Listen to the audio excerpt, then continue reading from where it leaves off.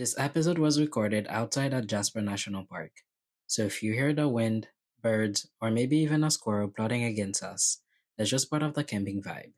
Thanks for rolling with it. Welcome to the Fender Gender Podcast. I'm Emma, a trans man filmmaker and motorcycle lover just out here figuring shit out like the rest of us. And I'm Maxine, your friendly neighborhood trans girl, lover of motorcycles, and part-time agent of chaos. We're two trans folks with big feelings and bigger opinions, riding through life and talking about the shit nobody else wants to say out loud. Every week, we unpack something real: gender, grief, passing, panics, friendships, families, all of it. This is not your clean-cut corporate podcast. It's just us. No filters, no rules, no binaries. Hello, Emma. How you doing? It's been a while. Yeah. It's been 2 days since we filmed our first episode. We did. Today, we're in Jasper National Park. Yay, camping. Yeah. It was so cold last night, huh? Yeah, it was raining, and the tent was leaky. But we made a fire this morning, so we're definitely in better spirit today. We don't have our bikes in the shot today, though. Yeah, they're over there. Yeah. But we have this beautiful scenery behind us. Yes. I think we wanted to start off talking about some myths about motorcycles. Yes, What are some myths about motorcycles? it's dangerous. Is that a myth? I mean, technically no, but anything is dangerous. You could be walking down the street and a car hit you. That's True. dangerous. Crossing the street is dangerous. That's true. Driving a car is dangerous. Maybe driving a car is a little bit safer than driving a motorcycle, but at the same time, it's still dangerous, you know? That's true. Also, sometimes the motorcycle accidents are caused when people are speeding or driving drunk. In that case, it's obviously your fault. Well, we don't drive drunk. We would never speed either, right? Sometimes when there are no cops. Yes, on the back roads. Yeah, definitely the back roads. Any other myths that you know about motorcycles? Well, I remember one we were talking about, which is a myth that motorcycles will get you girls. Yeah, that's a myth. Absolutely not. So, It's all men. yeah, out of all the people who have said nice bike to you, how many of them are girls? I think the only time that like a woman have like complimented me for my bike is if I met her online and I said, "Hey, I got a motorcycle. Do you want to go for a ride?" Then I go and pick her up. She's like, "Oh my god, like your motorcycle is like really nice." That's the only time, like, cause like women will come up to her and be like, "Oh, nice bike, dude."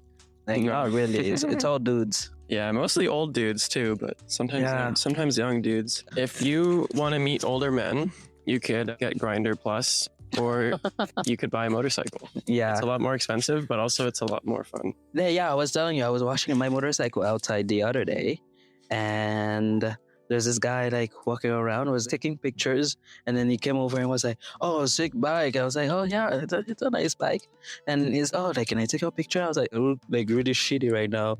And he's like, "Oh, it's okay. That's how it's supposed to look." And then after he was like, "Is this your bike?" I'm like, "Yeah." I was like, "Oh shit!" It's as if like he wasn't expecting me to have the bike. I was like, "Oh yeah, that's my bike." I was like, "Oh, that's so cool." That's you're like standing right next to it. There's nobody else in sight. I know. Why would I be washing somebody else's bike? Why would I do that? Yeah. Unless they pay me, I would. Yeah, and I've made friends with my neighbor. I moved into my place. I've been living there for a year. My neighbor and we never spoke. And then I got my bike out of storage, parked it in front of the house. All of a sudden, we're besties. So if you want to make guy friends, definitely get a motorcycle. Definitely. Another one. Yeah. Can you go camping on a motorcycle? Yes, you can. Yes, absolutely you can. What did how did your neighbor react when you were going camping on a motorcycle? I was parking my motorcycle, and then there's this lady passing by, and she's like, "Oh, going camping?" I was like, "Yeah, I'm going camping." And she's like, "On a motorcycle?" I'm like, "Yeah." She was like, "Okay." And then she just left. I think she was shocked. Yeah. That's what we're doing right now. Yeah.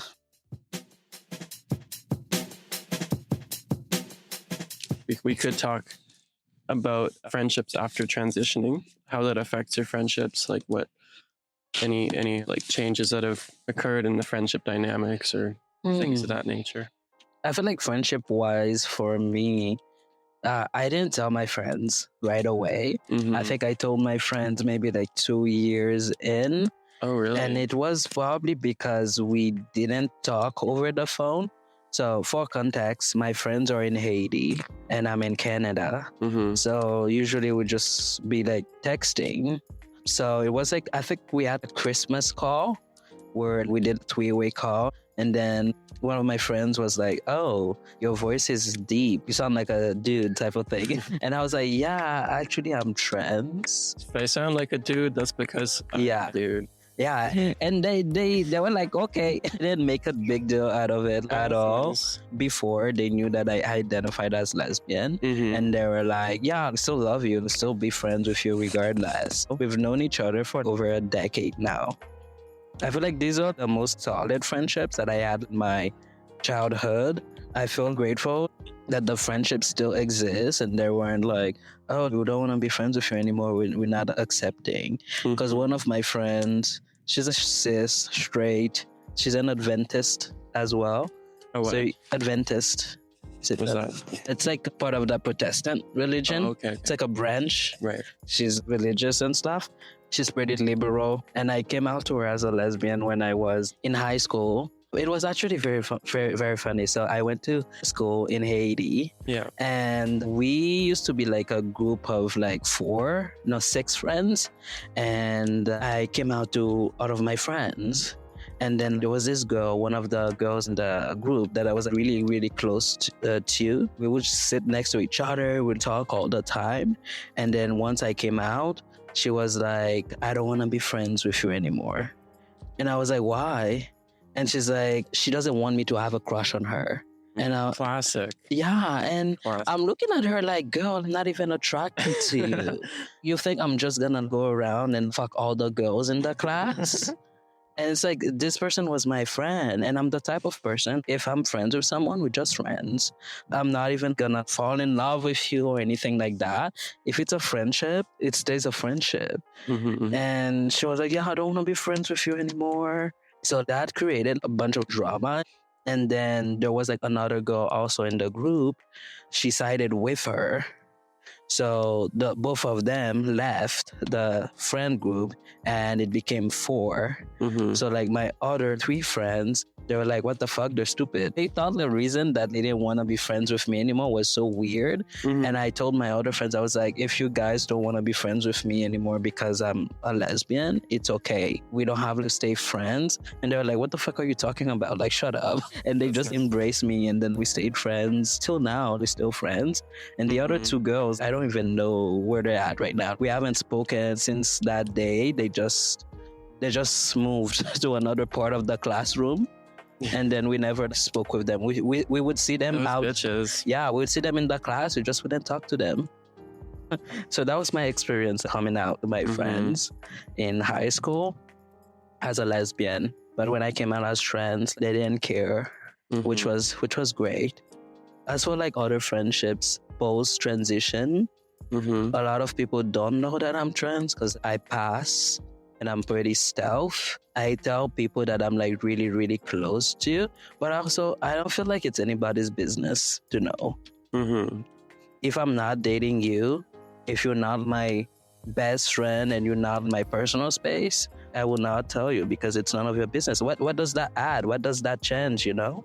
It shouldn't change anything realistically. Yeah, exactly. It's like for all it's just like you're a dude. You just have that going on. Yeah.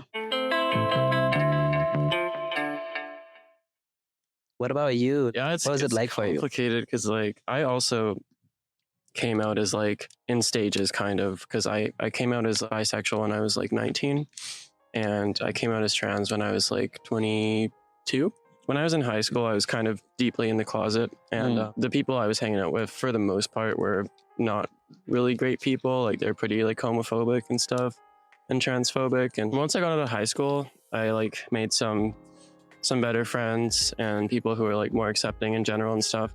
And I made some friends with some gay guys too, and that kind of like allowed me to realize that I was bisexual. And eventually I came out as bisexual, and people are actually pretty chill with me coming out as bisexual for the most part, but I was I was just telling you about this, how people assumed that I was like really into guys when I came out as bisexual, and I was like, I don't know, like I was kind of into guys, but there were like only a few guys I was into. It was pretty rare for me. It was honestly pretty rare for me to be into girls too. Like I was just like doing my own thing for the most part, but like I actually went on so many Tinder dates when I was like 19, 18, and then I'd go on 2 dates with someone, and I like, for no reason, I would just be like, I don't know, I'm just not feeling this. Like they're cute, I like their personality, but no, I don't want to do this. But anyways, people were pretty chill with me being bisexual. They did make a lot of assumptions about me based on that, but people were like not, they're generally pretty accepting. I was hanging out with some gay guys, I was hanging out with some bi girls and stuff. I don't know if I actually met a lot of bisexual men in that period. I think I maybe met 2 bisexual men. And I mean, as we know, bisexual men don't really exist, right? Guys are either gay or straight. And all girls are bisexual, but lesbians don't exist. That's by erasure here. That's just a stereotype, right? Yeah. But then when I came out as trans, I feel like people were significantly less accepting than when I came out as bi. I feel like I was in like a crowd where people were trying to be like politically correct, so people weren't really like outwardly like, hey, I think this is stupid, I don't want to be friends with you because you're trans. But a lot of the friendships that I did have kind of just didn't work out when I came out as trans. I was even friends with like some non-binary people. I think they grew attached to the idea of me as a man who wasn't misogynistic, and then when I came out as trans, it kind of like maybe broke that image they had of me or something. Oh. And I don't know what it was exactly, but like they just kind of treated me weird, and Yeah, I just want to add, there's like so much work that we need to do as a community when it comes like to accepting people for who they are. yeah. It's like, how can you be non-binary and then someone come out as trans to you, like, and you would just not affirm them and you would take it personally? Yeah, it was weird. And it's not like they were like deliberately not affirming to me, but they just kind of like distanced themselves from me a little bit.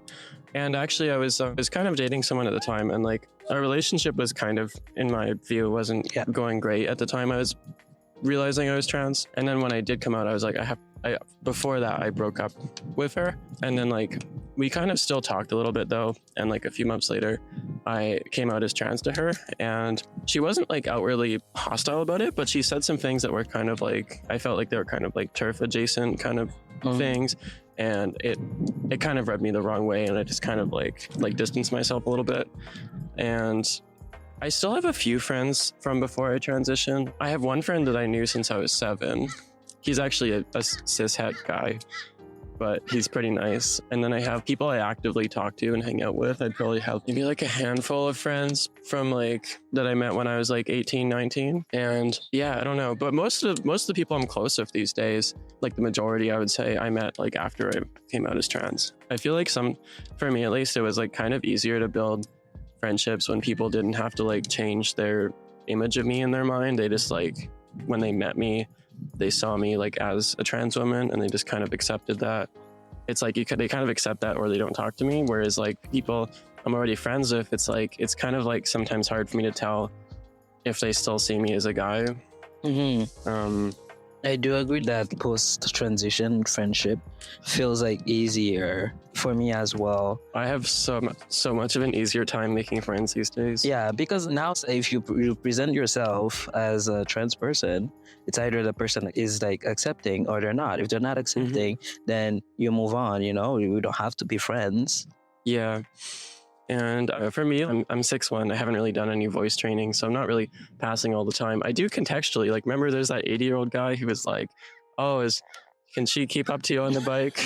But like... Did you say you had your helmet on? I did have my helmet on. I mean, I work with people in my workplace, right? So I get a pretty good indication of whether I'm passing, because I just meet so many different people every day. And I would say it's like 50-50 for me. It's such a coin toss, but it's not often enough that like when I meet people, I'm just kind of like, they know I'm trans. It's just part of the package deal at this point. Yeah. And, you know, in the future, like when I'm further along the transition, like that might change a bit. I might be kind of just like deciding when's the right moment to tell them, or if to tell them.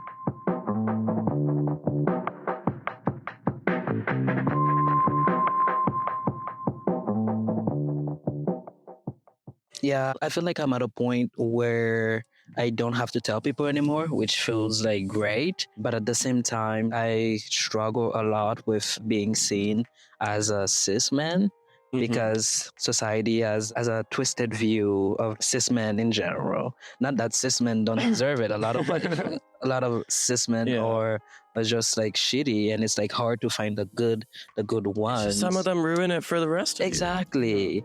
And now that I'm passing, it's really hard for me because when I meet people, I want to make them feel like they are safe with me. And I find that it is hard. It is hard for me to do that. Yeah, totally. Yeah, some guys just really ruin it for all of you guys by being horrible. And it's interesting too because I know what it's like to be perceived as a guy quite well, but at the same time, like I am quite suspicious of men in general. Like I've also learned it's a learned behavior for me too, because I've just been around enough guys and I'm like, oh, this guy seems nice, he seems chill, and then I'll just be like sitting there and then he like aggressively catcalls some woman and I'm like, whoa, like Whoa. I'm not going to talk to this man anymore. And it just like makes me gradually more suspicious of men. Yeah, personally, I don't even have cis male friends. There's only one I think I guy. have like one. Yeah, what? I think I have like one. Yeah, there's only one guy that I know. I wouldn't say I would say he's an acquaintance. Because my definition of friendship is someone that I can talk to about certain personal things about myself. I can't really talk about that with him. All of my friends are women. Yeah, probably the most of my friends that I'm close with are either trans or like some sort of queer variety sort of deal. And I don't really know a lot of cis men, like even gay. We could talk about this sometime, but there's a whole dynamic between trans women and cis gay men. Sometimes the cis gay men are not that kind to trans women. Yeah, absolutely. There's like an energy of like, oh well, you're taking it a bit too far with the femininity. Yeah, even cis gay men, a lot of them are not nice at all to trans men. No. And they feel like we are taking over their space, or trans men don't belong in gay spaces. I'm like, a lot of trans men are gay. Yeah. A lot of trans men are into men. Like, if you're not into pussy, it's fine. There are bisexual men too. There are pansexual men. They are into that. Yeah. As a trans man, if you go on Grindr, your inbox will be popping off. That's one thing about Grindr is if you're trans, you will get a lot of messages probably. Yeah, mostly straight dudes though. Mostly not the kind of messages that you really want to reply. Yeah, I remember when I came out as trans to my ex. Yeah, that was a couple years ago. I always felt like that I was trans, but I was like, no, I'm lesbian. I'm just a stud. And we're dating for a while. We're dating 2 years. And then I randomly said one day, I'm trans. It wasn't so random. Because like she did bring it up. Sometimes she was like, do you feel like maybe you're trans or something? I was like, no, I'm not. And then one day out of nowhere, I was leaving her house and I was like, I'm trans. She was stood there, frozen like this. No reaction. I'm like, are you okay? And then I started bawling my eyes out. I was like, I'm so sorry. And she was like, no, it's fine. Like, I just was not expecting this. I was like, oh, okay. And then we still kept dating. Once we moved out, we moved in together. 6 months later, I got top surgery. And I remember my ex saying, oh my God, this feels so fast. I know that you're trans, but I wasn't expecting this to happen so fast. We just got here. And I'm like, well, like, I feel like this is the right thing for me to do right now. I do agree. It was fast. I got there, and then 3 months later, I got my health card for BC. And then I already contacted Transcare PC, and I had to get a family doctor, and then I had to ask them to give me a referral, and then I had to do the assessment. Like, I did all of that. I think we moved in April of 2021. Okay. And I had surgery in December. That's pretty fast. Yeah, that was pretty quick. And then after I had surgery in December, I started T 3 months later. Mhm. So I do understand from her perspective, that was like really, really, really fast. Yeah. But at the same time, I felt like this was the best thing that I needed to do for myself. And I haven't regretted that. Top surgery definitely saved my fucking life. Mhm. Without it, I think I would be fucking miserable. I wouldn't be where I am right now. Mhm. So at that time, I felt like this was the perfect thing for me to do for myself. Yeah, I would say like first I came out as non-binary. I was telling my friends, I was like, I don't know what gender I am, but I'm just not a dude, okay? The same way you're trying to figure out the... Dear viewers, I have no fucking clue what my sexuality is right now. We're figuring it I out. think you aside, at least for now. Anyways, I identified as non-binary for like a few months, and then I was like, wow, everyone's still treating me like a dude. This fucking sucks. You know what? Fuck all of you. I'm a woman now. Okay. I'm a girl. I'm the other thing, right? And after a few months after that, I was like, I'm gonna get on HRT and that HRT was huge for me. Like even at the start, like before I was really seeing a lot of physical effects, like it changed my mood totally, and that like was so big for me. First, like I signed up for TransCare BC, and the wait list is kind of slow, so I was just making appointments with random doctors to see if they would do it for me. And the first doctor I saw was really uncomfortable, and then he said he would refer me to a psychiatrist, and I was like, To a psychiatrist? yeah. And in case you don't know, here in British Columbia, Canada, at least for now, there is an informed consent law. So if you are trans and you want transition-related care, you don't need to see a psychiatrist, actually. You just need to find a provider who's trained in that, and then say that, yes, I consent to all the things, and then they should do it for you. I found like a nurse practitioner who was trained in like the hormone therapy care. Okay. And so I didn't actually need to see a psychiatrist. I had an appointment with her, and she gave me like these forms, and it was like, here's all the possible risks of doing HRT, and here's how it's going to work. You're going to need to do blood work so and so often. And I read it, and I was like, yes, I understand. And then she gave me a prescription Interesting. in one appointment. It was amazing. Because like I did my assessment for top surgery. I think that is mandatory. And then I think that assessment also counted for HRT. Okay. So yeah, when for surgery, I think you need an assessment. Yeah, so when I was ready to start HRT, I asked if I needed to do another assessment. They were like, no, like since you already did that assessment, also counts. And then she was like, I have to refer you to an endo. So I had to see an endo, and then he gave me a prescription. Okay. Yeah, it's interesting. It seems like there's not a lot of... It's not linear. I've talked to a lot of different trans people about how the stages of how they receive these medical care things. And like, everyone's gone through a slightly different process. Yeah. It seems like there's not a lot of standardization going on. Yeah, So- I feel like TransCare BC, they do give the information on how to do it from like step one. But at the same time, I feel like everyone is not doing it the same way. Yeah, it's because also I feel like there's not a lot of necessarily like knowledge among the doctors about what is the current policy and everything like that. Like this doctor straight up didn't know, and he was like, I don't know any of this is weird. Just here's a psychiatrist. Nah, I think it was weird because my NP, she's not trained. When I got her first appointment, I told her what I wanted to do. She said, hey, like I don't have any of that knowledge, but I will go and learn. And she said that she would get in touch with TransCare BC as well to learn the process. So at least she was like open-minded. She didn't like shut me down.